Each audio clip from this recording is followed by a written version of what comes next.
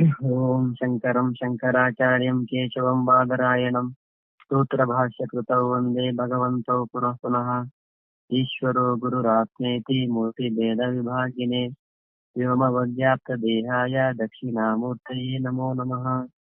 ಓಂ ವಿನಾಯಕಂ ಗುರುಂ ಭಾನುಂ ಬ್ರಹ್ಮ ವಿಷ್ಣು ಮಹೇಶ್ವರಾನ್ ಸರಸ್ವತೀಂ ಪ್ರಣಮ್ಯಾದೌ ಸರ್ವಕಾರ್ಯಸಿದ್ಧಯೇ.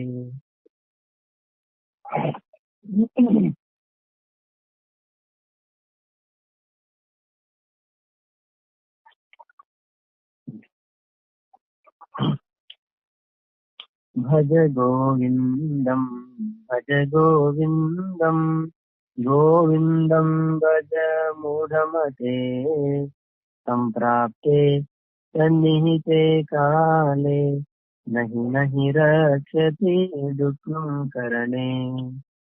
ಮೂಢಜಹೀ ಧನಾಗಮ ತೃಷ್ಣಾಂ ಮಯಿ ತದ್ಬುದ್ಧಿಂ ಕುರು ವಿತೃಷ್ಣಾಂ.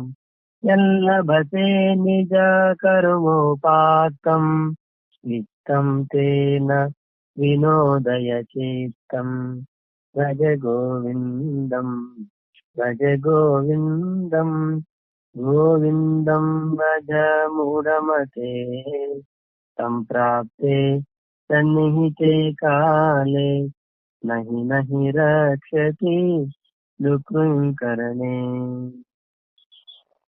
ವೆಂಕಟೇಶಣ್ಣ ನೀವು ಮ್ಯೂಟ್ ಮಾಡ್ಕೊಳ್ಳಿ. ವೆಂಕಟೇಶಣ್ಣ ನೋಡ್ಕೊಳ್ಳಿ ಮ್ಯೂಟ್. ವೆಂಕಟೇಶಣ್ಣ ಮಾಡ್ಕೊಂಡ್ಬೋದು ಮಾಡ್ಕೊಂಡು ಎಲ್ಲ ಶಬ್ದ ಬರ್ತಾ ಇದೆಯಲ್ಲ.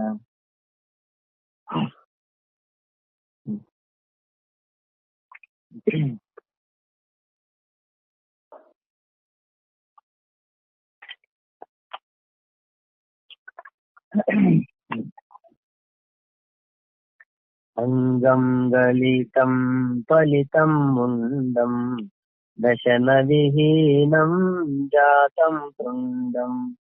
ವೃದ್ಧೋ ಯಾತಿ ಗೃಹೀತ್ವಾ ದಂಡಂ ತದಪಿ ನ ಮುಂಚತ್ಯಾಶಾಪಿಂಡಂ. ಅಂಗಂ ಗಲಿತಂ ಫಲಿತಂ ಮುಂದಂ ದಶನ ವಿಹೀನಂ ಜಾತಂ ತುಂಡಂ. ವೃದ್ಧೋ ಯಾತಿ ಗೃಹೀತ್ವಾ ದಂಡಂ ತದಪಿ ನ ಮುಂಚತ್ಯಾಶಾಪಿಂಡಂ.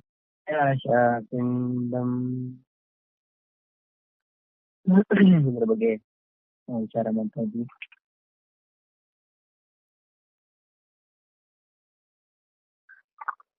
ಅಂಗಂ ಗಲಿತಂ ಮುಂಡಂ ಫಲಿತಂ ತುಂಡಂ ದಶನ ವಿಹೀನಂ ಜಾತಂ. ವೃದ್ಧಃ ಯಾತಿ ದಂಡಂ ಗೃಹೀತ್ವಾ ತದಪಿ ಆಶಾಪಿಂಡಂ ನ ವಿಮುಂಚತಿ. ಅಂಗಂ ಗಲಿತಂ ಶರೀರ ಅಂತಕ್ಕಂಥದ್ದು ಹಾಗೆ ಇರ್ತದೆ, ನಿರ್ನಿರವಾಗಿ ಶಿಥಿಲವಾಗ್ತಾ ಇದೆ. ಶರೀರಕ್ಕೆ ಅರ್ಥ ಹೇಳ್ಕೊಂಡು, ಶರೀರ ಅಂತಂದ್ರೆ ಶೀರ್ಯತೆ ಅಂದ್ರೆ ಒಂದಲ್ಲ ಒಂದಿನ ಶಿಥಿಲವಾಗ್ತದೆ, ನೋಡ್ತಾ ನೋಡ್ತಾ ಶಿಥಿಲವಾಗ್ತದೆ. ಅದಕ್ಕೆ ಸಂಬಂಧಪಟ್ಟಂತ ಹೇಳ್ಕೊಂಡು, ಶಿಥಿಲತೆ ಯಾವಾಗ ಆಗ್ತದೆ? ಶಿಥಿಲತೆ ಅಂದ್ರೆ ಪ್ರತಿ ಕ್ಷಣ ಕ್ಷಣ ಕೂಡ ಶಿಥಿಲವಾಗ್ತಾ ಇದೆ. ಅದಕ್ಕೆ ಉದಾಹರಣೆ ಅಂತ ನಾವು ಹೇಳಲಿಕ್ಕೆ ಸುಮಾರು ನಾ ಹೇಳಿದ್ದೇನೆ ವಿಷಯ. ಇವಾಗ ನಿಮ್ಮ ಹತ್ರ ಫೋಟೋಗಳಿದ್ರೆ ಸಣ್ಣ ವಯಸ್ಸಿನ ಫೋಟೋ ನೋಡಿ, ಆಮೇಲೆ 5-6 ತರಗತಿ ಓದ್ಬೇಕಾದ್ರೆ ಫೋಟೋ ನೋಡಿ, ಆಮೇಲೆ ಕಾಲೇಜಿಗೆ ಹೋಗುವ ಫೋಟೋ ಇದ್ರೆ ನೋಡಿ, ಮದುವೆ ಫೋಟೋ ನೋಡಿ, ಮಕ್ಕಳ ಮೇಲೆ ಫೋಟೋ ನೋಡಿ, ನಿಮ್ ಮಕ್ಕಳು ದೊಡ್ಡವರಾದ್ಮೇಲೆ ಫೋಟೋ ನೋಡಿ, ಅವ್ರಿಗೆ ಮದುವೆ ಆದ್ಮೇಲೆ ಫೋಟೋ ನೋಡಿ, ಈಗ ನಿಮ್ ಫೋಟೋ ನೋಡ್ತೀನಿ. ಎಲ್ಲಾ ಫೋಟೋ ಮುಂದೆ ಇಟ್ಕೊಂತಾರೆ, ನೋಡ್ಕೊಂತ ಬನ್ನಿ ಹೇಗೆ ಪರಿವರ್ತನೆ ಆಗಿರ್ತಕ್ಕಂಥದ್ದು, ಹೇಗೆ ಕ್ರಮವಾಗಿ ನಡೆದಿದೆ ಗೊತ್ತಾಗುತ್ತೆ. ಸಣ್ಣ ಮಗು ತುಂಬಾ ವೃದ್ಧಾವಸ್ಥೆಗೆ ಸೇರ್ಲಿಕ್ಕೆ ಪರಿವರ್ತನೆ ಅಂದ್ರೆ ಯಾವಾಗ ಶುರುವಾಗಿದೆ? ಸಣ್ಣ ವಯಸ್ಸಿಂದ ಶುರುವಾಗಿದೆ. ಪರಿವರ್ತನೆ ಆಗ್ತಾ ಇದೆ, ದೊಡ್ಡವರಾಗ್ತಿದೀವಿ ಆದ್ರೆ ಪರಿವರ್ತನೆ ಶುರುವಾಗ್ತಿದೆ. ಅಂದ್ರೆ ಆ ಒಂದು ಅವಸ್ಥೆಯಿಂದ ಒಂದು ಶಿಥಿಲಾವಸ್ಥೆ ಅಂತಕ್ಕಂಥದ್ದು ಕ್ರಮವಾಗಿ ಶುರುವಾಗ್ತದೆ. ಪ್ರತಿದಿನ ಪ್ರತಿಕ್ಷಣ ಆ ಶಿಥಿಲಾವಸ್ಥೆ ಅಂತಕ್ಕಂಥದ್ದು ಶುರುವಾಗುತ್ತೆ. ಅದಕ್ಕೆ ಸಂಬಂಧಪಟ್ಟಂತೆ ಉದಾಹರಣೆ ಕೂಡ ಹೇಳ್ಕೊಂಡು ಏನಂತ, ಈಗ ಮನೆ ಇದೆ, ಮನೆ ಹಳೇದಾಯ್ತು. ಮನೆ ಹಳೇದು ಯಾವಾಗ ಆಗಿದ್ದು? ಅಂತಂದ್ರೆ ಒಂದ್ ಡೇಟ್ ಹೇಳಲಿಕ್ಕಾಗತ್ತಾ? ನಿಮ್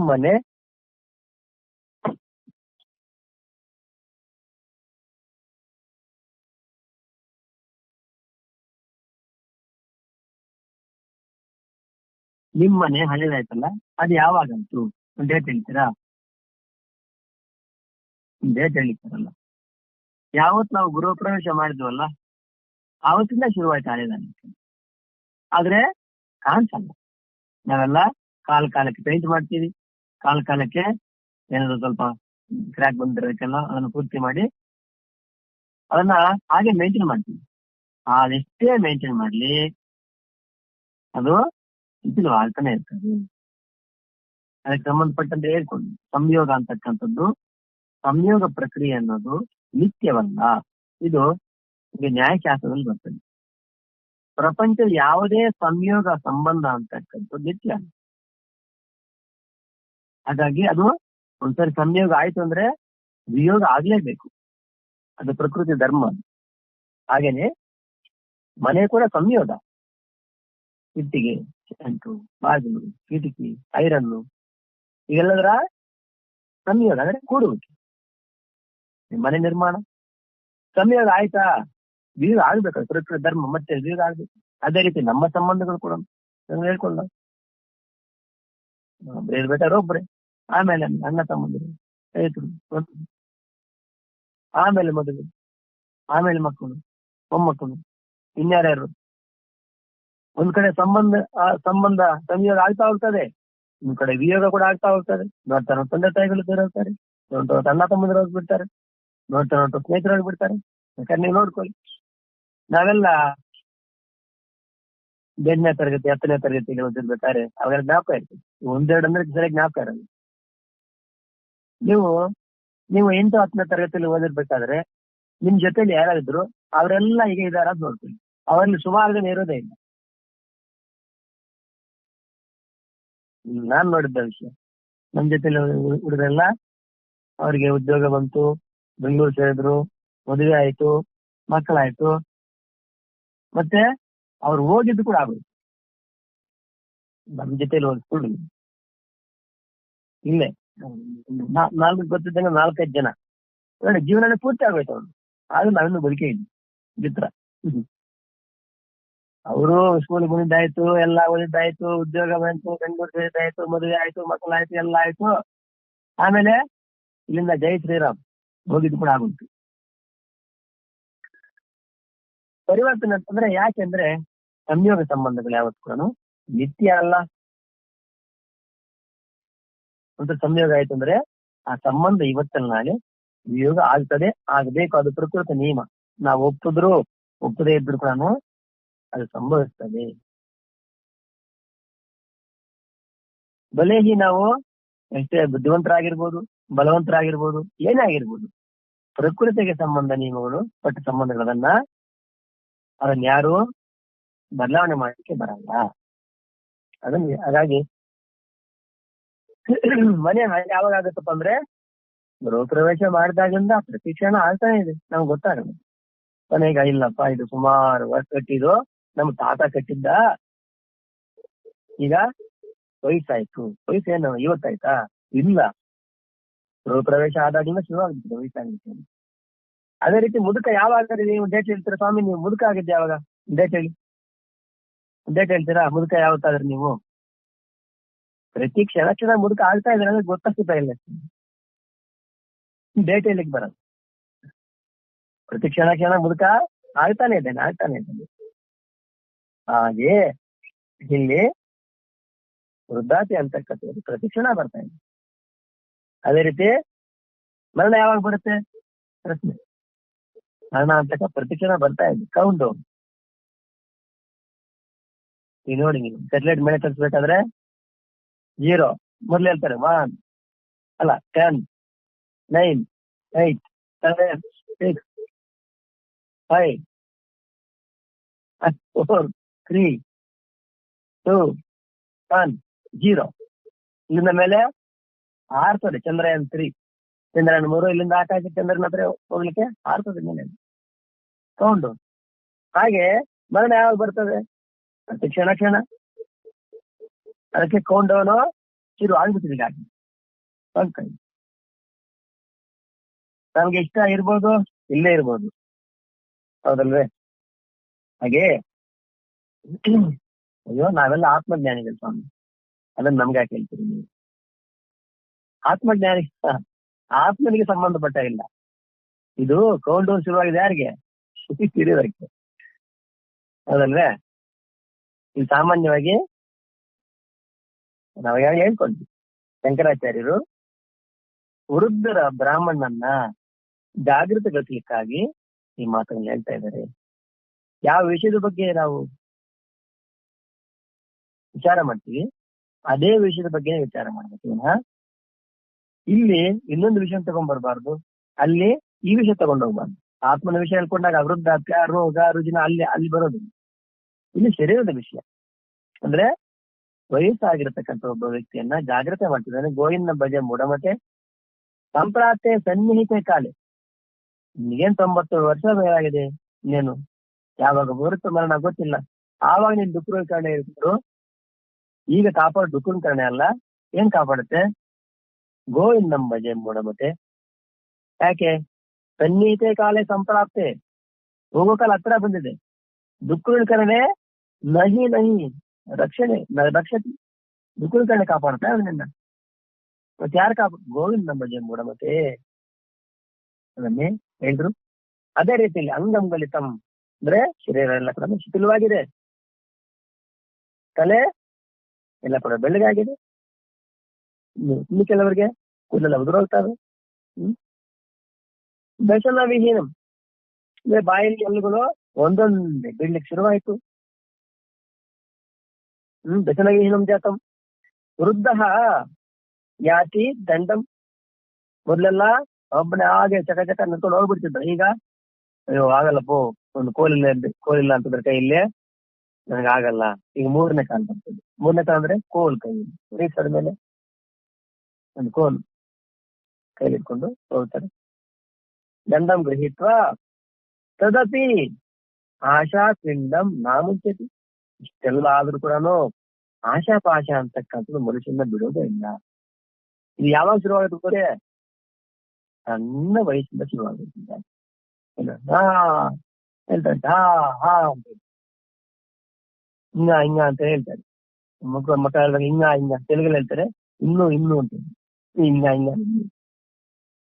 ಅಂದ್ರೆ ಇದಕ್ಕೆ ಮೊದಲು ಎಷ್ಟೆಲ್ಲ ಅನುಭವಿಸಿದ್ದಾಯ್ತು. ಆದ್ರೆ ಮತ್ತೆ ಬಂದು ಹುಟ್ಟ ತಕ್ಷಣ ಮತ್ತೆ ಅದಕ್ಕೆ ಶುರು, ಅಲ್ಲಿಂದ ಶುರು ಇಲ್ಲಿವರೆಗೆ. ವಯಸ್ಸಾದ್ರೂ ಕೂಡ ಅದ್ ಮಾಡ್ಬೇಕು, ಇದು ಮಾಡ್ಬೇಕು, ಇವೆಲ್ಲ ಕೂಡ ಅರ್ಥಾತ್ ಕನಿಷ್ಠ ವಯಸ್ಸಾದ ಮೇಲೆ ಅಂತ ಕಾಲೇಶ ಮಾಮಯವ ಸ್ಮರಣತ್ವ ಕಲೇವರಂ ಯಃ ಪ್ರಯಾತಿ ತಮದ್ಭಾವಂ ಯಾಸ್ತಿ ನಾಸ್ತ್ಯತ್ರ ಸಂಶಯ. ಕನಿಷ್ಠ ಅಂತ್ಯಕಾಲದಲ್ಲಾದ್ರೂ ಪರಮಾತ್ಮ ಸ್ಮರಣೆ ಚಿಂತನೆ ಮಾಡಬೇಕು. ವಯಸ್ಸಾದ ಮೇಲೆ ಕನಿಷ್ಠ ಜೀವನ ಯಾವೊಂದಲ್ಲಿ ಈ ಲೋಕದ ಸುಖ, ಸಂತೋಷ, ಆನಂದ, ವಸ್ತು, ಹಣ ಇದರಲ್ಲಿ ಕಳೆದೋದ್ರು ಕನಿಷ್ಠ 40 ವಯಸ್ಸಾದ್ರು ಸರಿ. ಅಂತ್ಯಕಾಲದಲ್ಲಿ ಕನಿಷ್ಠ ಮಾಡಬೇಕು. ಅಂತ್ಯಕಾಲದಲ್ಲಿ ಯಾವಾಗ ಬರುತ್ತೆ ಹೆಂಗ್ ಗೊತ್ತಾಗುತ್ತೆ ನಮ್ಗೆ? ಗೊತ್ತಿಲ್ಲ ನಮ್ಗೆ, ಹೌದಲ್ವಾ? ಇನ್ನು ಅಂತ್ಯಕಾಲದಲ್ಲಿ ಸ್ಮರಣೆಗೆ ಬರ್ಬೇಕು ಅಂತಂದ್ರೆ, ಅಂತ್ಯಕಾಲದಲ್ಲಿ ಯಾವ ಸ್ಮರಣೆ ಬರುತ್ತೆ ಅಂತಂದ್ರೆ, ಜೀವನದಲ್ಲಿ ಯಾವ್ದನ್ನ ಹೆಚ್ಚಾಗಿ ನಾವು ಪ್ರೀತಿ ಮಾಡ್ತೀವಿ, ಯಾವ್ದನ್ನ ಸತ್ಯ ಅಂತ ನಂಬಿರ್ತೀವಿ, ಅದೇ ಅಂತ್ಯಕಾಲದಲ್ಲಿ ಕೂಡ ಸ್ಮರಣೆಗೆ ಬರ್ತದೆ. ಅದಕ್ಕೆ ಸಂಬಂಧಪಟ್ಟಂತೆ ನಾನು ಕಥೆ ಕೂಡ ಹೇಳಿದ್ದೆ, ಅದನ್ನ ಮತ್ತೆ ಪುನರಾವರ್ತನೆ ಮಾಡ್ತೀನಿ. ಈಗ ನಮ್ಗೆ ಗೊತ್ತಿದ್ದ ಅಜ್ಜ ಒಬ್ರಿದ್ರು, ಒಳ್ಳೆಯವರು, ತುಂಬಾ ಒಳ್ಳೆಯವರು, ಅದ್ರಲ್ಲಿ 2ನೇ ಮಾತು. ಆದ್ರೆ ಅವ್ರಿಗೊಂದು ಜಮೀನಿತ್ತು. ಜಮೀನು ಇರ್ಬೇಕಾದ್ರೆ ಆ ಜಮೀನು ಮೇಲೆ ಅದ್ರ ಕೆರೆ ಕೆಳಗೆ ಮಡಿಕಟ್ಟು ಅಂತ ಹೇಳ್ತಾರೆ ತೆಲುಗಲ್ಲಿ, ತುಂಬಾ ಪ್ರೀತಿ ಅವ್ರಿಗೆ. ಪ್ರತಿ ದಿನ ಅಲ್ಲಿಗೆ ಹೋಗಿ ಅಲ್ಲಿ ಬೆಳೆ ಇರ್ಲಿ, ಅದು ಬಂದಿರಲಿ. ಈಗ ತಾನೇ ಏನೋ 2-3-4 ವರ್ಷಗಳಿಂದ ಆ ಕೆರೆಗಳನ್ನ ತುಂಬ್ತಾ ಇದಾವೆ. ಮೊದಲೆಲ್ಲ ಎಲ್ಲಿ ಮಳೆ ಇತ್ತು? ಸುಮಾರು 15 ವರ್ಷ ಇರ್ಲಿಲ್ಲ. ಸರಿ, ಅದು ಬೆಳೆ ಇರ್ಲಿ ಇಲ್ಲೇ ಇರ್ಲಿ, ಪ್ರತಿದಿನ ಅಲ್ಲಿ ಹೋಗಿ ಅಷ್ಟೇ ಅಂದ್ರೆ ಮಡಿಕಟ್ಟು ಅಂತ ಹೇಳ್ತಾರೆ, ಅಲ್ಲಿ ಹೋಗಿ ಆ ಜಮೀನೆಲ್ಲ ಸುತ್ತಾಡಿ 2-3 ಗಿಡ ಕಿತ್ತಾಕಿ, 2 ಕಲ್ಲು ಎತ್ತಾಕಿ, ಇಲ್ಲ ಒಂದು ಗರಿಕೆ ತುಂಗೆ ಆಗದಾಕಿ, ಏನಂದ್ರೆ ಬೆಳಗ್ಗೆ ಅವ್ರು ಊಟ ಮಾಡಿ ಅಲ್ಲಿ ಬಂದ್ಬಿಟ್ರೆ ಸಾಯಂಕಾಲ ಗಂಟೆ ಅಲ್ಲೇ ಕಲ್ಲು ಎತ್ತಾಕೋದು, ಅದು ಮಾಡೋದು, ಇದು ಮಾಡೋದು, ಆ ಗರಿಕೆ ತೆಗೆಯೋದು, ಆ ತುಂಗೆ, ಸಾಯಂಕಾಲ ಮನೆ. ಅಂದ್ರೆ ನೋಡಿ ಯಾವುದೇ ಕೆಟ್ಟ ಒಳ್ಳೆಯವರೇ ತುಂಬಾ, ಅದ್ರಲ್ಲಿ 2ನೇ ಮಾತಿಲ್ಲ ಅಂತ. ಅವ್ರು ಹೇಳ್ಬೇಕಾದ್ರೆ ದೊಡ್ಡ ತಪಸ್ಸುಗೂ ಅಷ್ಟೊಂದು ಒಂದು ಶಾಂತ ಸ್ವಭಾವ ಇರುತ್ತೆ. ಆದ್ರೆ ಆ ಫಲದ ಮೇಲೆ ಅಷ್ಟು ಅಭಿಮಾನ.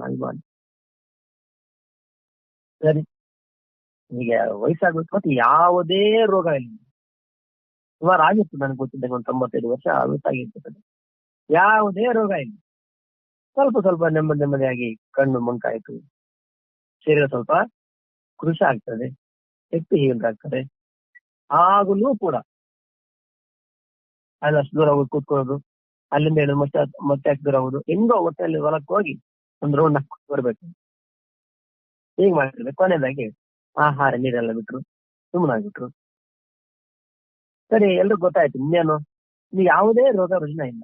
ಸರಿ, ಅವ್ರಿಗೂ ಪ್ರಯಾಣ ಸಮೀಪವಾಗಿದೆ, ದೇಹ ಬಿಡಬಹುದು ಅಂತ ಹೇಳಿ ಹಾಗೆ ಇದ್ದಾರೆ. ಬರೀ ಪ್ರಾಣವಾಯು ಮಾತ್ರ ಪ್ರವೇಶ ಮಾಡ್ತಿದ್ದಾರೆ. ಬೇರೆ ಏನಿಲ್ಲ, ನೀರಿಲ್ಲ. 1 ದಿನ, 2 ದಿನ, 3 ದಿವಸ, 4 ದಿವಸ, 1 ವಾರ ಆಯ್ತು, ಪ್ರಾಣ ಹೋಗ್ತಾ ಇದೆ.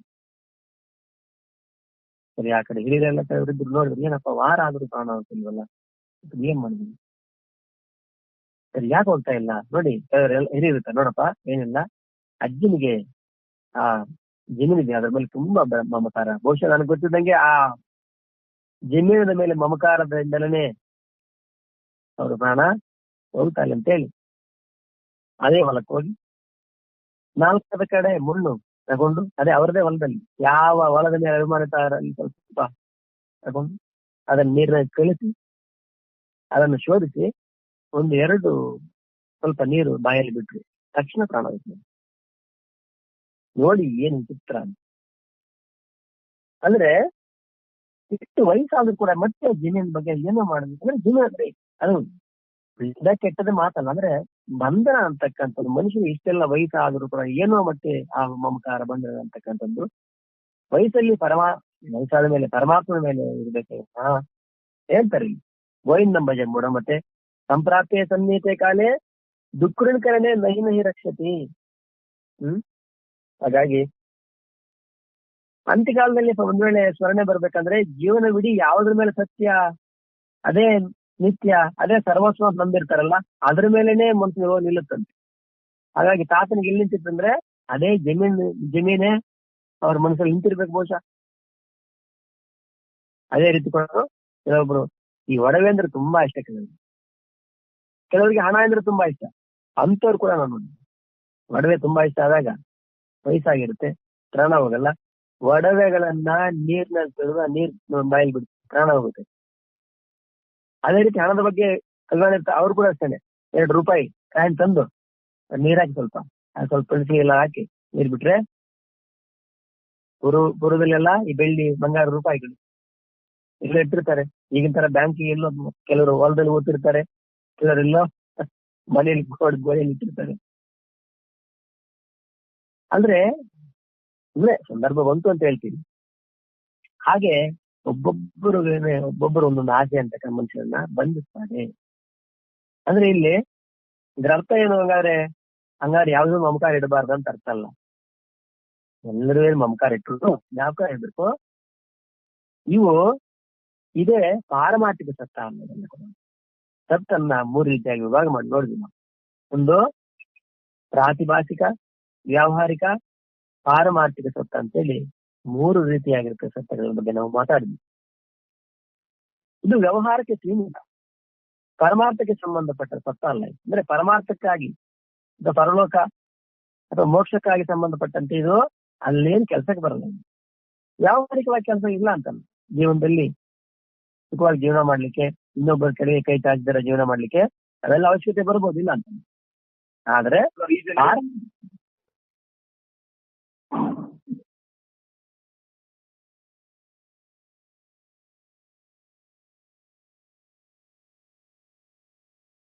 ಪಾರಮಾರ್ಥಕ್ಕೆ ಸಂಬಂಧಪಟ್ಟಂತೆ ಅವು ಕೇವಲ ವ್ಯಾವಹಾರಿಕ ಪ್ರಪಂಚಕ್ಕೆ ಸೀಮಿತ ಅನ್ನೋ ಮಾತಿನಲ್ಲಿ ನಾವು ನೋಡಿದ್ವಿ. ಎಲ್ಲ ಮಾಡಬಾರ್ದು ಅಂತಲ್ಲ, ಅದೇ ಜೀವನ ಸರ್ವಸ್ವ ಅಂತ ಎಂದು ತಿಳ್ಕೋಬಾರ್ದು. ವಯಸ್ಸಾದ್ಮೇಲೆ ಕೂಡ ಅದರ ಬಗ್ಗೆನೆ ಚಿಂತನೆ ಬರ್ತದೆ. ಅಂದ್ರೆ ಅರ್ಥಾತ್ ಏನು, ಇಷ್ಟೆಲ್ಲ ಆದರೂ ಕೂಡ ಶರೀರ ವಿಪುಲವಾಯ್ತು, ಕೂದಲೆಲ್ಲ ಬೆಳ್ಳಗಾಯ್ತು, ಬಾಯಲ್ಲಿ ಹಲ್ಲೆಲ್ಲ ಉದುರ್ಲಿಕ್ಕೆ ಶುರುವಾಯ್ತು, ವಯಸ್ಸಾಯ್ತು, ಕೈಯಲ್ಲಿ ಕೋಲ್ ಹಿಡ್ಕೊಂಡ. ಆದ್ರೂ ಕೂಡನು ತದಪಿ ಇಷ್ಟೆಲ್ಲ ಆದ್ರೂ ಕೂಡ ಆಶಾ ಪಿಂಡಂ ನಾವಿ ಮುಂಚೆತಿ, ಆಶಾ ಪಾಶಗಳನ್ನ ಬಿಡ್ತಾ ಇಲ್ಲ, ಕಾಡಿಸ್ತಾ ಏನೇನೋ ಮಾಡ್ಬೇಕು ಅಂತಕ್ಕಂಥ ಭಾವನೆ. ಇನ್ನ ಭಜನೆ ಮೂಡ ಮತ್ತೆ ಅನ್ನೋ ಮಾತನ್ನ ಇಲ್ಲಿ ಹೇಳ್ತಾ ಇದ್ದಾರೆ. ಯಾಕಂದ್ರೆ ಪ್ರಪಂಚದೆಲ್ಲ ವಸ್ತುಗಳು ನಿತ್ಯ ಅಂದ್ರೆ ನಿತ್ಯ ಅಲ್ಲ ಅನ್ನೋ ಮಾತನ್ನ ನಾವು ನೋಡ್ತೀವಿ.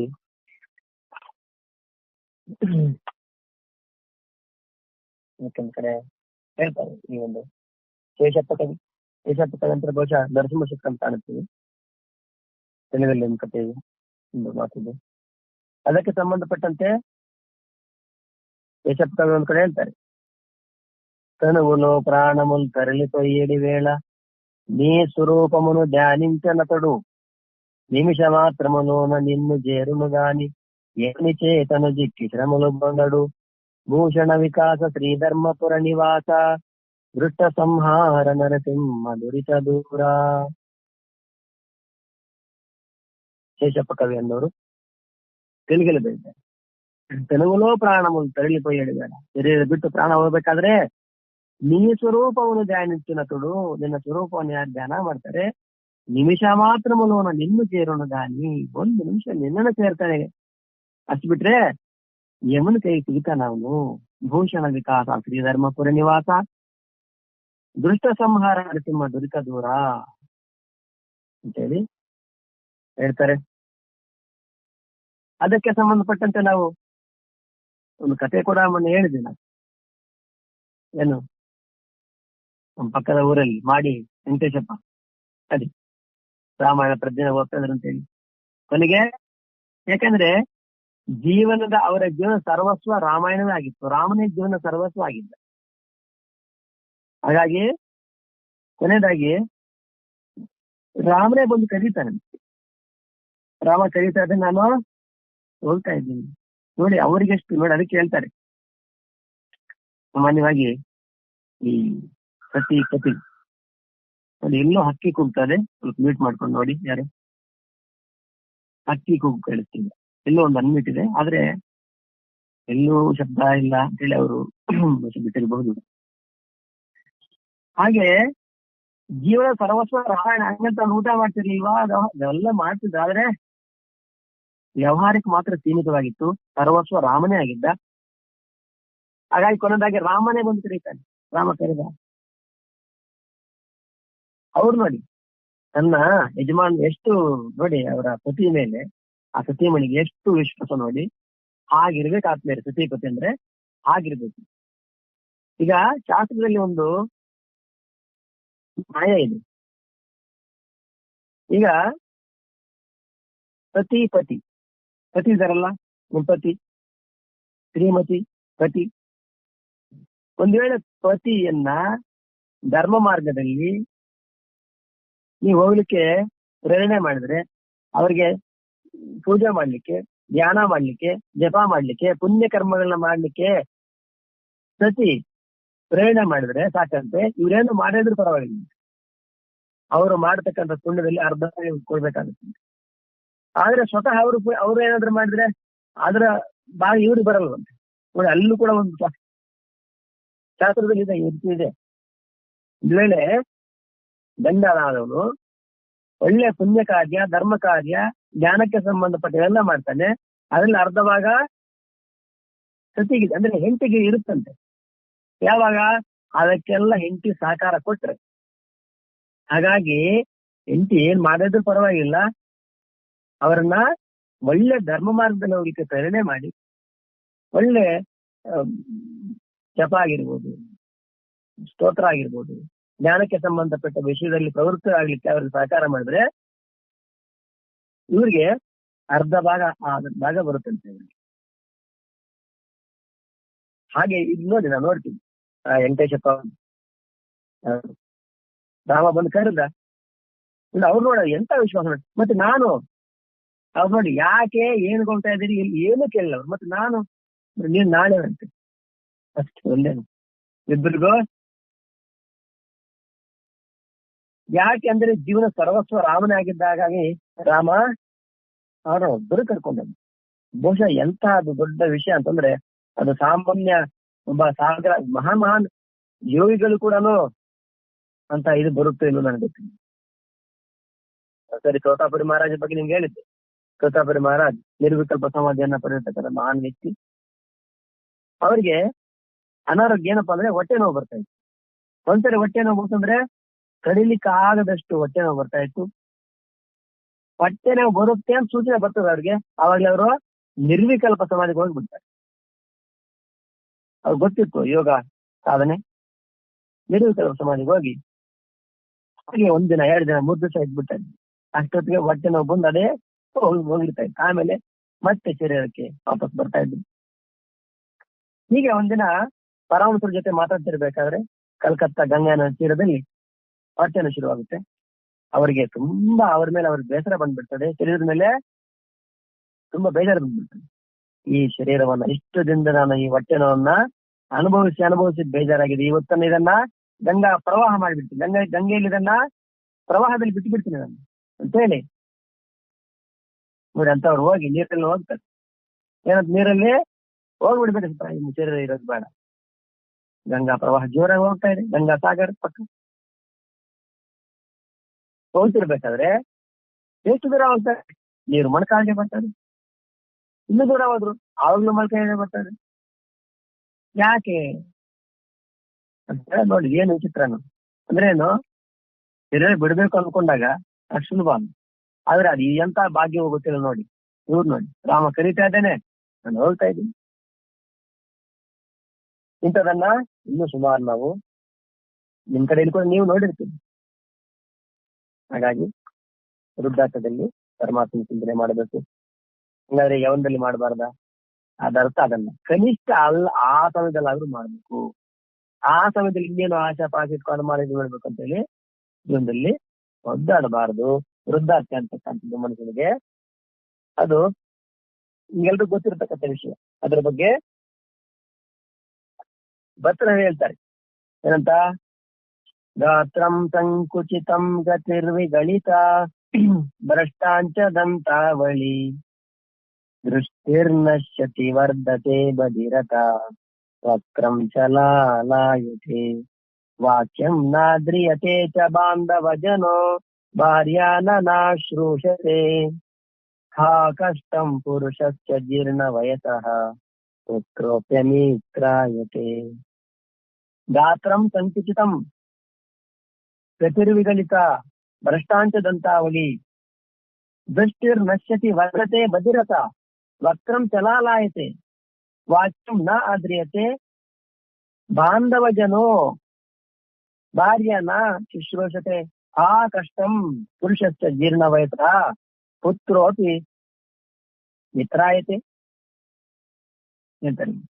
ಗಾತ್ರಂ ಸಂಕುಚಿತಂ, ಸಾಯ್ತಾ ಇರ್ತ ಶರೀರ ಎಲ್ಲ ಮೊಡತೆಗಳು ಬಿಳಿಸಿರೋ ಚರ್ಮ ಎಲ್ಲ ಸುಕ್ಕಾಗಿ ಮೊಡತೆಗಳು ಶುರುವಾಗ್ತದೆ.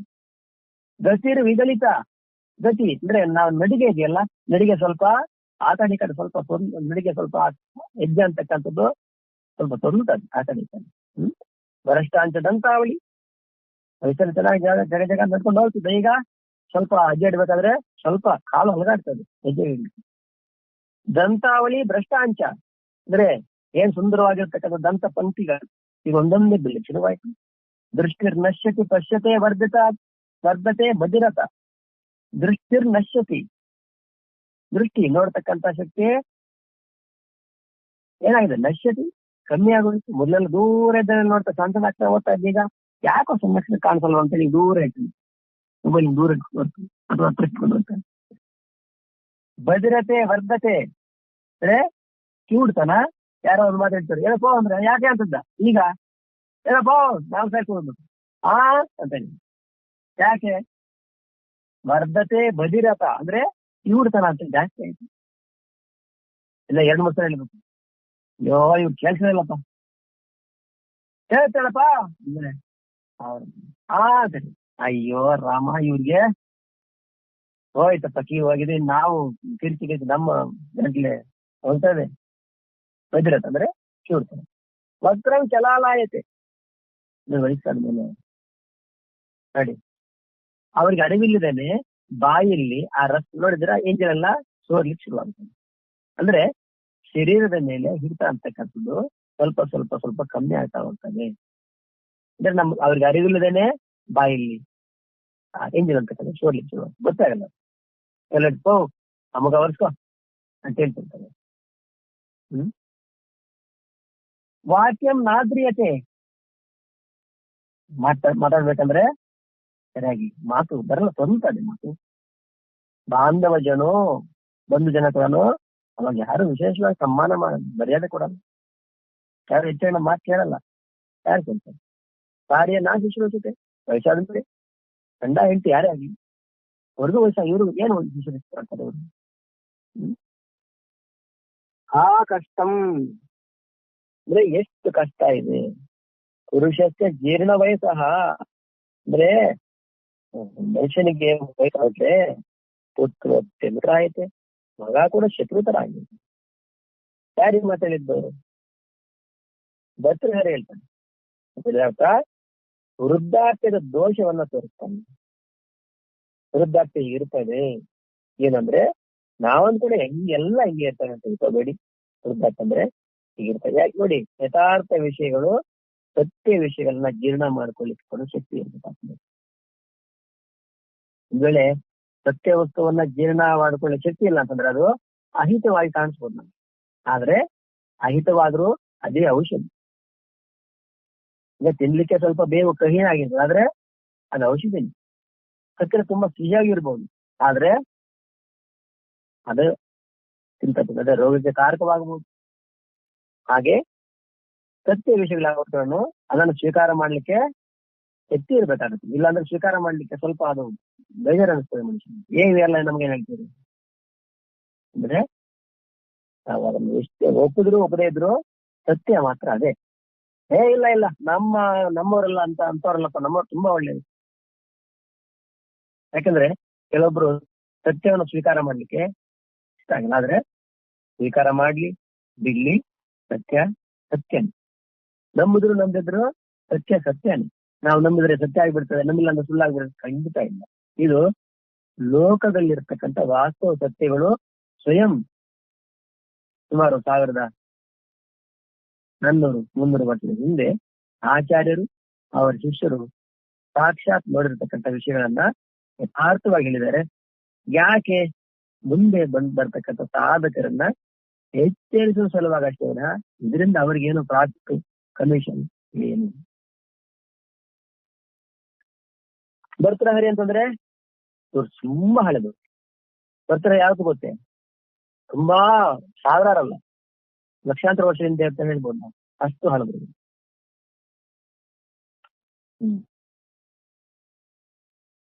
ಅದೇ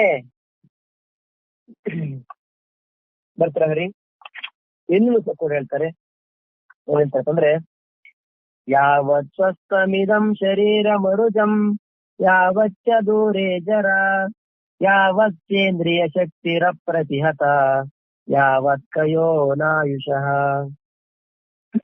ಆತ್ಮಶ್ರೇಯಸಿ ತಾವೇವ ವಿದುಷಾ ಕಾರ್ಯ ಪ್ರಯತ್ನೋ ಮಹಾನ್ ಸಂದೀಪ್ತೆ ಭವನೇತು ಕೋಪಕನನಂ ಪ್ರತ್ಯುದ್ಯಮಃ ಕೀದೃಶಃ ಯಾವತ್ ಸ್ವಸ್ಥಮಿದಂ ಶರೀರಮರುಜಂ ಯಾವಚ್ಚ ದೂರೇ ಜರಾ ಯಾವಚ್ಚೇಂದ್ರಿಯ ಶಕ್ತಿರ ಪ್ರತಿಹತ ಯಾವತ್ ಕಯೋ ನಾಯುಷಃ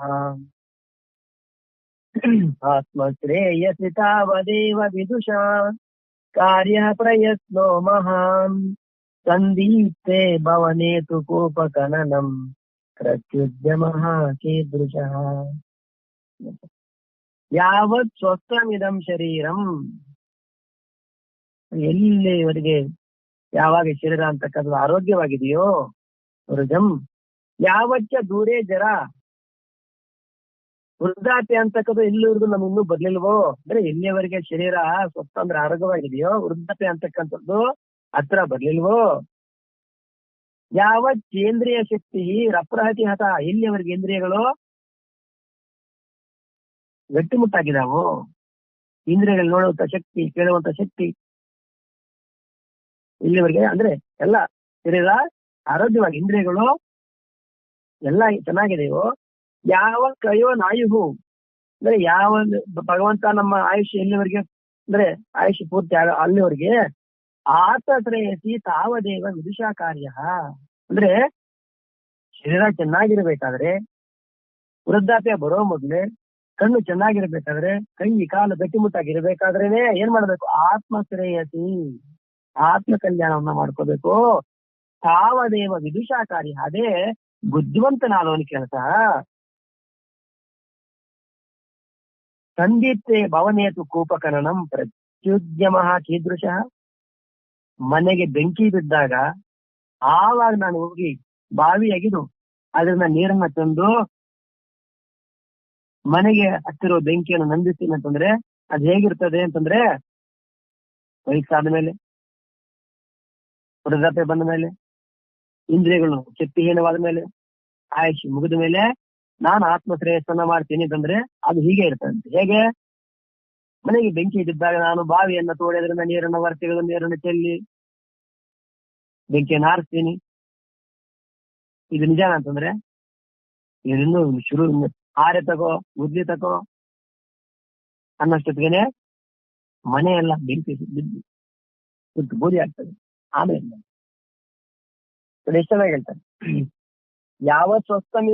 ಯಾವತ್ ಸ್ವಸ್ಥಮಿದಂ ಶರೀರ ಮರುಜಂ ಯಾವಚ್ಚ ದೂರೇ ಜರ ಯಾವತ್ ಕೇಂದ್ರೇ ಶಕ್ತಿರ ಪ್ರಹತ್ಯತ ಯಾವತ್ ಕರಿಯೋ ನಾಯು ಆತ್ಮಶ್ರೇಯಸಿ ತಾವದೇವ ವಿದುಷಾ ಕಾರ್ಯ. ಬುದ್ಧಿವಂತರಾದವನಿಗೆ ಅದೇ ನಿಜವಾದ ಕಾರ್ಯ.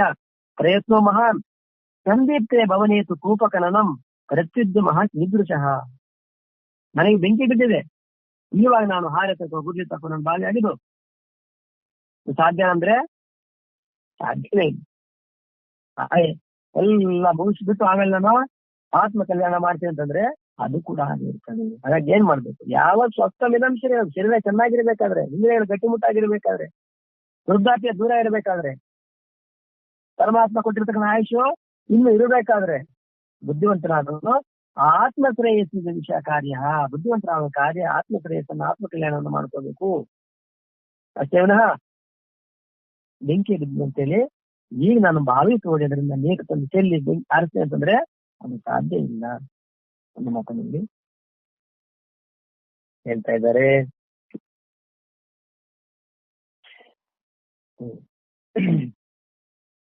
ಅರ್ಥಾತ್ ಅವೆಲ್ಲ ಬರೋ ಮೊದಲೇ ಆತ್ಮ ಕಲ್ಯಾಣ ಮಾಡಬೇಕು ಅನ್ನೋ ಮಾತನ್ನು ಹೇಳ್ತಿದ್ದಾರೆ. ಮುಂದೆ ಹೋಗೋಣ. ಈಗ 14ನೇ ಶ್ಲೋಕ ಉಚ್ಚಾರಣೆ ಮಾಡೋಣ. ಅಗ್ರೇ ವನ್ಹಿ ಪೃಷ್ಠೇ ಭಾನು ಅಗ್ರೇ ವೈನಿ ಪೃಷ್ಠೇ ಭಾನು ಅಗ್ರೇ ವೈನಿ ಪೃಷ್ಠೇ ಭಾನು ರಾತ್ರೌ ಚುಬುಕ ಸಮರ್ಪಿತ ಜಾನುಃ ರಾತ್ರೌ ಚುಬುಕ ಸಮರ್ಪಿತ ಜಾನುಃ ರಾತ್ರೌ ಚುಬುಕ ಸಮರ್ಪಿತ ಜಾನುಃ ಅಗ್ರೇ ವನ್ಹಿ ಪೃಷ್ಠೇ ಭಾನು ರಾತ್ರೌ ಚುಬುಕ ಸಮರ್ಪಿತ ಜಾನುಃ ಅಗ್ರೇ ವೈನಿ ಪೃಷ್ಠೇ ಭಾನು ರಾತ್ರೌ ಚುಬಕ ಸಮರ್ಪಿತ ಜಾನುಃ ಅಗ್ರೇ ವೈನಿ ಪೃಷ್ಠೇ ಭಾನು ರಾತ್ರೌ ಚುಬುಕ ಸಮರ್ಪಿತ ಜಾನುಃ ಕರತಲ ದೀಕ್ಷಾ ಕರುತಲವಾಸಃ ಕರತಲ ಭಿಕ್ಷಾ ಋತಲವಾಸ ಕರತಲ ಭಿಕ್ಷು ಋತಲವಾಸ ತದಪಿ ನ ಮುಂಚತ್ಯಾಶಾಪಾಶಃ ತದತಿ ನ ಮುಂಚಿತ್ಯಾಶಾಪಾಶಾಃ ತದತಿ ನ ಮುಂಚಿತ್ಯಾಶಾಪಾಶಾಃ ಕರತಲ ದೀಕ್ಷಾ ಕರುತಲವಾಸಃ ತದಪಿ ನ ಮುಂಚತ್ಯಾಶಾಪಾಶಃ ಕರತಲ ಭಿಕ್ಷು ತಲವಾಸ ತದತಿ ನ ಮುಂಚಿತ್ಯಾಶಾಪಾ ಕರತಲ ಭಿಕ್ಷು ತಲವಾಸ ತದತಿ ನ ಮುಂಚಿತ್ಯಾಶಾಪಾಶಾಃ ಅಗ್ರೇ ವನ್ಹಿ ಪೃಷ್ಠೇ ಭಾನು ರಾತ್ರೌ ಚುಬುಕ ಸಮರ್ಪಿತ ಜಾನುಃ ಕರತಲ ದೀಕ್ಷಾ ಕರುತಲವಾಸಃ ತದಪಿ ನ ಮುಂಚತ್ಯಾಶಾಪಾಶಃ. ಅಗ್ರೇ ವೈನಿ ಪೃಷ್ಠೇ ಭಾನು ರಾತ್ರೌ ಶುಭಕ ಸಮರ್ಪಿತ ಜಾನೋ ಕರತಲ ಬಿಕ್ಕು ತಲವಾಸ ತದಪಿ ನ ಶಾಪಾಶಃ. ಅಗ್ರೇ ವೈನಿ ಪೃಷ್ಠೇ ಭಾನು ರಾತ್ರೌ ಶುಭಕ ಸಮರ್ಪಿತ ಜಾನೋ ಕರತಲ ಭಿಕ್ಷರು ತಲವಾಸ ತದಪಿ ನ ಮುಂಚಿತ್ಯಾಪಾಶಃ.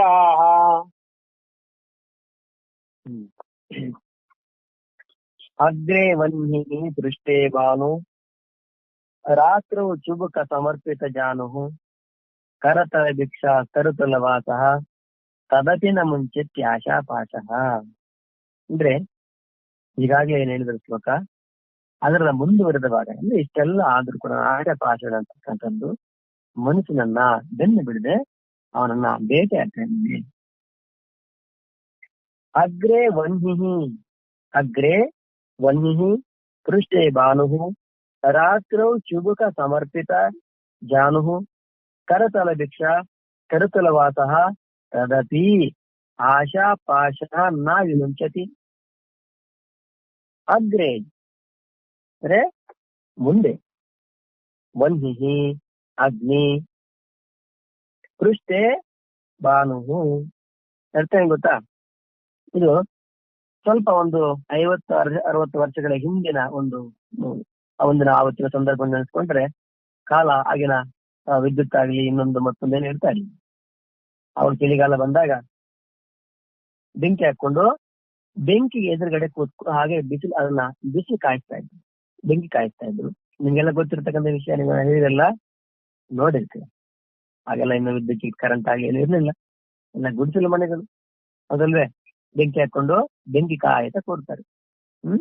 ಅಗ್ರೇ ವನ್ನಿ, ವನ್ನಿ ಅಂದ್ರೆ ಅಗ್ನಿ, ಮುಂದ್ಗಡೆ ಬೆಂಕಿ, ಪೃಷ್ಠೆ ಭಾನು.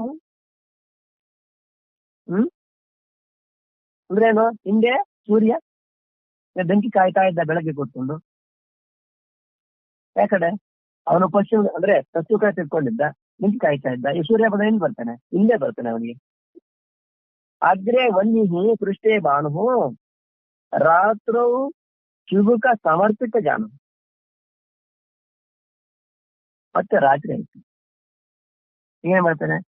ಚುಬುಕ ಸಮರ್ಪಿತ ಜಾನು ಅಂದ್ರೇನು? ಚುಬುಕ ಅಂದ್ರೇನು? ಮುಂದೆ ಗಲ್ಲ, ಏನಂತಾರೆ ಗಲ್ಲ. ಅದನ್ನ ಹಾಗೆ 2 ಕಾಲು ಮುಂದೆ ಇಟ್ಕೊಂಡಿಗೆ ಆ ಗಲ್ಲವನ್ನ 2 ಕಾಲು ಮೊಣಕಾಲಿಗೆ ಅದನ್ನ ಆಧಾರ ಇಟ್ಕೊಂಡು ಹಂಗೇ ಇರ್ತಾನೆ.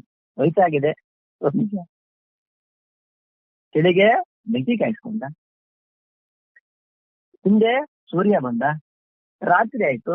ಆಮೇಲೆ ತನ್ನ ಗಲ್ಲವನ್ನ ಚುಬುಕ, ಅದನ್ನ ಚುಬುಕ ಅಂತ ಸಂಸ್ಕೃತದಲ್ಲಿ ಚುಬುಕ, ಅದನ್ನ 2 ಮೊಣಕಾಲಿಗೆ ಆನಿಸ್ಕೊಂಡು ಹೀಗೆ ರಾತ್ರಿ ಜಾನ ಅಂದ್ರೆ ಮೊಣಕಾಲು.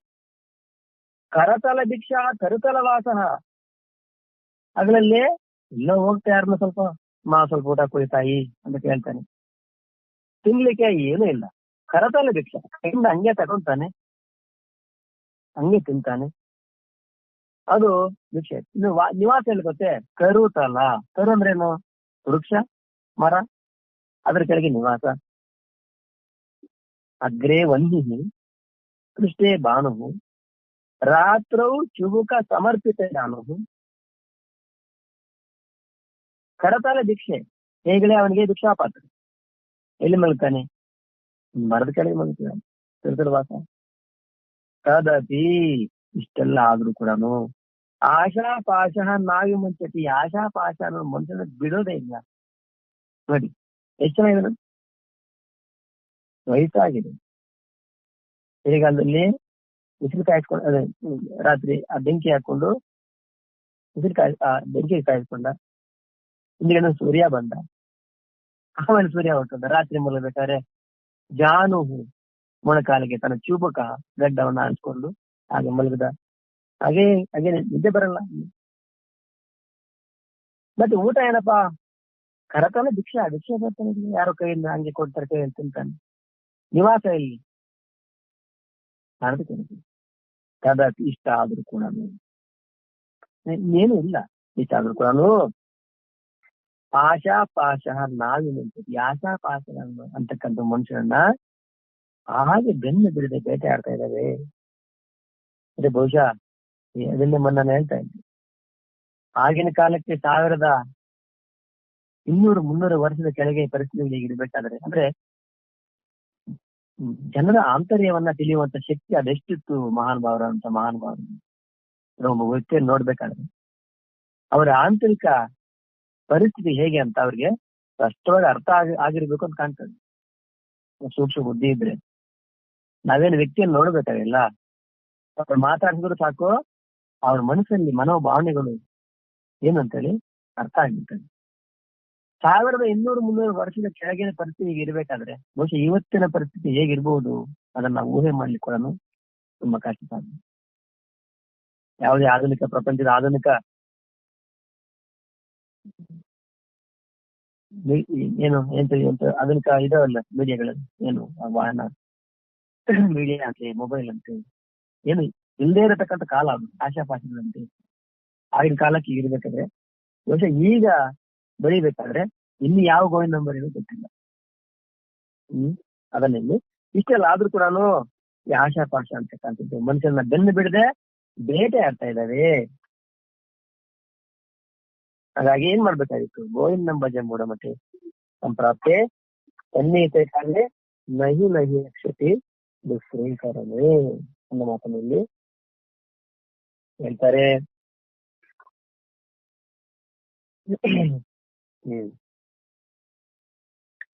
ಈ ಆಶಾಪಾಶ ಅಂತ ಎಂತದ್ದು ಅಂತಂದ್ರೆ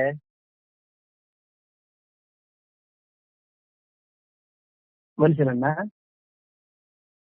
ಜೀವನದಲ್ಲಿ ಇದಕ್ಕೆ ಸಂಬಂಧಪಟ್ಟಂತೆ ಕಠೋಪನಿಷತ್ತು ಉದಾಹರಣೆ ಕೂಡ ಹೇಳ್ಕೊಂಡು, ನಾವಿತ್ಯನ ತರ್ಪಣೀಯ ಮನುಷ್ಯ ಅಂದ್ರೆ ಎಷ್ಟು ಹಣ ಬರ್ಲಿ, ಎಷ್ಟು ಐಶ್ವರ್ಯ ಬರ್ಲಿ ಸಾಕು ಅಂತ ಅನ್ಸೋದೇ.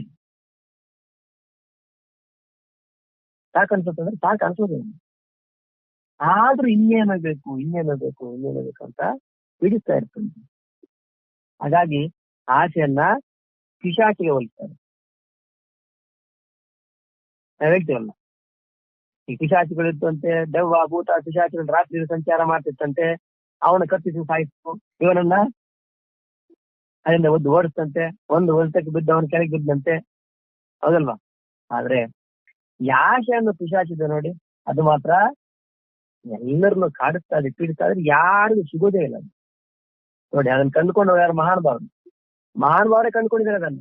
ನೋಡಪ್ಪ, ಆಸೆ ಅಂತ ಪಿಶಾಚಿ ಇದೆ. ಈ ಪಿಶಾಚಿ ಅಂತಕ್ಕಂಥದ್ದು ಅದು ಸಾಮಾನ್ಯ ಪಿಶಾಚಿ ಅಲ್ಲ. ಎಷ್ಟೋ ಜನರನ್ನ ಬಲಿ ತೆಕ್ಕೊಂಡ್ಬಿಟ್ಟಿದೆ ಈ ಆಶಾ ಪಿಶಾಚಿ. ಎಲ್ಲರನ್ನ ಅದ್ರ ಮೇಲೆ ಕೇಸ್ ಇಲ್ಲ, ಇನ್ನೊಂದಿಲ್ಲ, ಮತ್ತೆ ಇದ್ಮೇಲೆ FIR ಇಲ್ವೇ. ಯಾರನ್ನೂ ಬಿಡ್ತಾ ಇಲ್ಲ. ಎಲ್ಲರನ್ನ ಹೋಗಿ ಎಲ್ಲರನ್ನ ಕೂತ್ಕೊಂಡು ಅವನನ್ನ ಕಾಡಿಸಿ ಯಾರು ಮಾಡಿ ಇದು ಮಾಡಿ ಹೇಳಿದ್ರು, ಆ ಕಡೆ ಹೇಳಿದ್ರು, ಈ ಕಡೆ ಹೇಳಿದ್ರು, ಅವರ ಜಗಳ ಮಾಡಿ, ಇವ್ರ ಜಗಳ ಮಾಡಿ, ಇದಿಲ್ಲ. ನನಗೆ ಟೆನ್ಷನ್ ಬಂದು, BP ರೈಸ್ ಆಗಿ, ಶುಗರ್ ಜಾಸ್ತಿ ಆಗಿ, ಆಕ್ಸಿಡೆಂಟ್ ಬಂದು ಮುಗಿತು.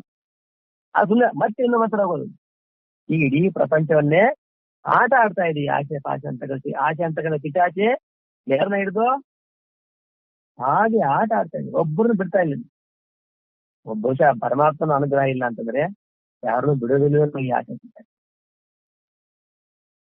ಮಹಾನ್ ಸಾಧಕರನ್ನು ಸಹ ಈ ಆಸೆ ಪಿಶಾಚಿ ಬಂದು ಅದ್ರ ಬಲೆಗೆ ಹಾಕೊಂಡು ಎಲ್ಲರನ್ನು ಒದ್ದಾಡಿ ಬಿಡ್ತಾರೆ. ಮಹಾನ್ ಸಾಧಕರನ್ನು, ಇನ್ನು ಸಾಮಾನ್ಯ ವ್ಯಕ್ತಿಗಳ ಬಗ್ಗೆ ಹೇಳೋದೇ ನೀವು ಎಲ್ಲ ಗೊತ್ತಿದೆ. ಆಸೆ ಅಂತಕ್ಕಂಥ ಪಿಶಾಚಿ ಹೇಗಿರ್ಬೇಕು, ಆಗಿರ್ಬೇಕು ಎಲ್ಲ ಗೊತ್ತಿದ್ರು ಕೂಡ ಅವರನ್ನೇ ತಲೆಕೆಳಗೆ ಮಾಡಿ ಹೇಳ್ತಾರಲ್ಲ, 7 ಕೆರೆ ನೀರು ಕುಡಿಸ್ಬಿಟ್ಟು 7 ಸೇರು ನೀರು ತಾಪಿಸ್ತೀನಿ ಅಂತ ಹೇಳ್ತಾರೆ. ಹಾಗೆ ಇನ್ನು ಅದರ ಬಗ್ಗೆ ಏನು ಅರಿವಿಲ್ಲ ಅಂತವ್ರನ್ನ ಸುಮ್ಮನೆ ಬಿಡ್ತಾ ಇದ್ದೇನೆ ಆಶಾ ಪಿಶಾಚಿ, ಸುಮ್ಮನೆ ಬಿಡೋದಿಲ್ಲ. ಹಾಗಾಗಿ ಜೀವನದಲ್ಲಿ ಇಷ್ಟೆಲ್ಲ ಗಳಿಸಿದ್ರು ಸಾಕನ್ಸಲ್ಲ. ಇನ್ನೇನು ಬಿಡು, ಎಲ್ರಿಗೂ ನನಗೆ ಬೇಕು ಅನ್ನೋ ಭಾವನೆ ಇದು ನಾವು ನೋಡ್ತೀವಿ ಸಹಜವಾಗಿ. ಹಾಗಾಗಿ ಗೋವಿಂದಂ ಭಜ ಮೂಢಮತೆ ಸಂಪ್ರಾಪ್ತಿಯ ಸನ್ನಿಹಿತೆ ಕಾಲೇ ನಹಿ ನಹಿ ರಕ್ಷತಿ ಕ್ಲೀಂಕರಣೆ. ಅದಕ್ಕೆ ಸಂಬಂಧಪಟ್ಟಂತೆ ಒಂದು ಕತೆ ಕೂಡ ಇದೆ. ಕತೆ, ಸಣ್ಣ ಕತೆ. ಯಾರೋ ಒಬ್ಬ ಮಹಾನುಭಾವ ಇದ್ದ, ಎಲ್ಲವನ್ನ ಬಿಟ್ಟು ಸರ್ವಸಂಗ ಪರಿತ್ಯಾಗಿ ಆಗಿ ಈ ಬೇಡ ಸಂಸಾರ ದುಃಖಮಯ ಅಂತ ಹೇಳಿ ನೇರವಾಗಿಲಿಂದ ಇಲ್ಲಿ ದೂರ ಹೋಗ್ಬಿಟ್ಟ. ನದಿ ತೀರಕ್ಕೆ ಹೋಗಿ ಅರಣ್ಯ ಪ್ರದೇಶದಲ್ಲಿ ತಪಾಸ್ ಮಾಡ್ಕೊಂಡು ಆನಂದವಾಗಿದ್ದ. ಎಲ್ಲ ಭಿಕ್ಷಾಟ ಹೋಗ್ತಿದ್ದ. ಭಿಕ್ಷಾಟ ಅವ್ನಿಗೆ ಏನೂ ಇಲ್ಲ ಪಾಪ, 2 ಕೋಪಿನ ಮಾತ್ರ ಇದೆ. ಒಂದು ಕೋಪಿನ ಇಟ್ಕೊಂಡಿದ್ದ. ಒಂದು ಕೋಪಿನ ತಾನು ಹುಡ್ತಾ ಇದ್ದ, ಇನ್ನೊಂದೆಲ್ಲ ಹೋಗುದು ಇಷ್ಟೇ ಇದ್ದದ್ದು. ಏನಿದ್ರ ಪಾಪ, ಒಂದು ಕುಟೀರ ಇತ್ತು, ಇರ್ತಾ ಇದ್ದ. ಅದೇನಾಗ್ತದೆ, ಅಡಿಗೆ ಅದು ಅರಣ್ಯ ಅಲ್ವಾ, ರಾತ್ರಿಗೆ ಬಂದು ಈ ಇಲಿಗಳು ಬಂದು ಕಡಿದಾಗ್ತಾ ಇತ್ತು. ಯಾವ್ದು ಕೋಪಿನ, ಈ ಕೋಪಿನ ಇಲ್ಲಿ ನೋಡ್ದ ಎಲೆ ಇಲಿಗಳೇ ಇದನ್ನ ಕಡಿದಾಗ್ತಾ ಇದ್ದ, ಏನ್ ಮಾಡೋದೀಗ ಅಂತ ಹೇಳಿ ಇದ್ದ 2 ಕೋಪಿನ, 2 ಕೋಪಿನ ಕಡಿದಾಗ್ತೀನಿ, ಏನ್ ಮಾಡುದೀಗ? ಹೆಂಗಾರು ಮಾಡಿ ಕೋಪಿನಗಳನ್ನ ಕಾಪಾಡ್ಕೊಳ್ಬೇಕು. ಅಲ್ಲಿ ಶುರುವಾಯ್ತು ಆಯ್ತು. ಈಗೇನ್ ಮಾಡ್ತೀವಿ ಕತೆ ನೀವೆಲ್ಲ ಕೇಳಿರ್ತೀರಿ, ಸುಮಾರು ಸರಿ ಕೇಳಿರ್ತೀರಿ. ಭಕ್ತರು ಬರ್ತಾ ಇದ್ರು, ಸ್ವಾಮಿಗಳೇ ಚೆನ್ನಾಗಿದ್ದೀರಾ, ಅನ್ಬೋಗಿದ್ದೀರಾ? ಎಲ್ಲ ಚೆನ್ನಾಗಿದೆ. ಆದ್ರೆ ಒಂದೇ ಸಮಸ್ಯೆ. ಏನ್ ಸಮಸ್ಯೆ ಅಲ್ಲ, ಎಲ್ಲಾ ಸಮಸ್ಯೆಗೆ ನೀವು ಪರಿಹಾರ ಹೇಳ್ತೀರಿ ನಮ್ಗೆ, ನಿನ್ನೆ ಸಮಸ್ಯೆ. ಹೌದು, ಏನಿಲ್ಲ, ಇಲಿಗಳ ಕಾಟ ಜಾಸ್ತಿ ಆಗಿದೆಯಪ್ಪ, ಕೋಪೆನೆಲ್ಲ ಕಡ್ದಾಗ್ತದೆ, ಏನ್ ಮಾಡೋದು, ಎಂತ ಮಾಡೋದು? ಆಗಿನ ಕಾಲಕ್ಕೆ ಈ ತರ ಎಲ್ಲ ಇಲಿಗಳು ಸಾಯ್ಲಿಕ್ಕೆ ಏನು ಅದು ಗಮ್ಮಂತೆ, ಬಹುಶಃ ಔಷಧಿ ಎಲ್ಲ ಎಲ್ಲೇ ಇರ್ಬೋದು ಬಹುಶಃ ನನ್ಗೆ ಅನಿಸ್ತದೆ. ಸಮಯ ಕೆಲಸ ಮಾಡ್ತೀವಿ ಸರಿ, ನಾವು ಊರಿಂದ ಬರ್ಬೇಕಾದ್ರೆ ಒಂದು ಬೆಕ್ ತಗೊಂಡ್ಬರ್ತೀವಿ. ಬೆಕ್ಕಿಗೆ ಇಟ್ಕೊಂಡ್ಬಿಡಿ, ಇಲಿಗಳೆಲ್ಲ ಖತಮ್. ಅದು ಒಳ್ಳೆ ಉಪಾಯನೇ ನಿಜ. ಆಯ್ತಪ್ಪ, ಈ ಸರಿ ಬರ್ಬೇಕು ಒಂದು ಬೆಕ್ ಪೆನ್. ಸರಿ, ಮತ್ತೆ 15 ದಿವಸ ತಿಂಗಳು ಬಿಟ್ಟು ಬಂದ್ರವ್ರು. ಬರ್ಬೇಕಾದ್ರೆ ಕೈ ಒಂದು ಬೆಕ್ಕಿರ್ಕೊಂಡು ತಂದು ಊರುಗಳಿಗೆ ಅದನ್ನೇ ದಕ್ಷಿಣ ಸ್ವಾಮಿಗೆ ತಗೊಳ್ಳಿ ಬೆಕ್ಕೊಂಡು. ಸಾಮಾನ್ಯ ಎಲ್ರು ಹೂವನ್ನು ಕೊಡ್ತಾರೆ, ಇವರು ತಗೊಳ್ಳಿ ಬೆಕ್ಕೊಂಡು. ಊರುಗಳಿಗೆ ತುಂಬಾ ಖುಷಿ ಆಯ್ತು. ಹೌದು, ಬೆಕ್ಕು ನೋಡಿಯಪ್ಪ, ಕೋಪಿನ ಎಲ್ಲ ಹಾಳು ಮಾಡ್ತಾ ಇದೆ ಅಂದ್ರೆ ಕೋಪಿನ ಅಭಿಮಾನ. ಕುಟೀರದಲ್ಲಿ ಬೆಕ್ಕು ಇಟ್ಕೊಂತಾರೆ. ಅದಕ್ಕೂ ಪ್ರಾರಂಭದಲ್ಲಿ ಸರಿ ಭಕ್ತರೆಲ್ಲ ಹೊರಟೋದ್ರು. ರಾತ್ರಿ ಆಯ್ತು. ಈಗ ಬೆಕ್ಕುವೆ ಕೆಲಸ ಶುರುವಾಯ್ತು.